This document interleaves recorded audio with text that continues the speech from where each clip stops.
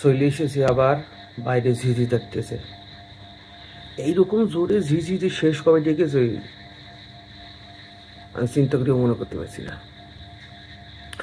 যাই হোক, একটা অন্য কথা বলতে এসেছি। আমার এইরকম যখন প্রকৃতি একেবারে ঝিম মেরে যায়, শান্ত হয়ে যায়, নিস্তব্ধতার শব্দ শোনা যায়, এইরকম সময় আমার প্রচুর ভয় লেগে, এই জন্য করোনার টাইমকালে আমার বেস্ট কেটেছে। যাক, এমনি বুঝলাম কি যেন বলছি। হ্যাঁ, আজকে দেখতেছি, কালকে রাত্রিবেলা দেখেছি অ্যাকচুয়ালি একটা টিকটিকি, ওই রকম টিকটিকি দামলা টিকটিকি দৌড়াইতেছে।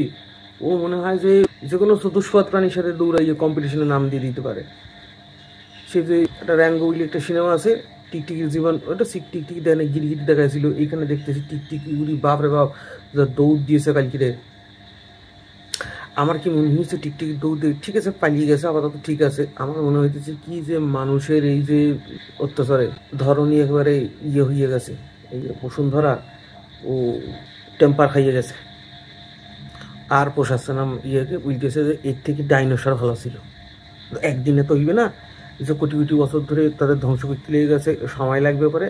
তো তার দিন তোরা পরিক্রম মেনে টিকটিকি আজ থেকে বড় হয়ে ডাইনোসর হয়ে যাবে, ওরাই খেয়ে শেষ করে দেবে। এটাই মনে হলো কালকে টিকটিকির দৌড় দেখেই, সেটাই আপনাদেরকে বললাম সবিস্তারে। ঠিক আছে, দেখা হচ্ছে।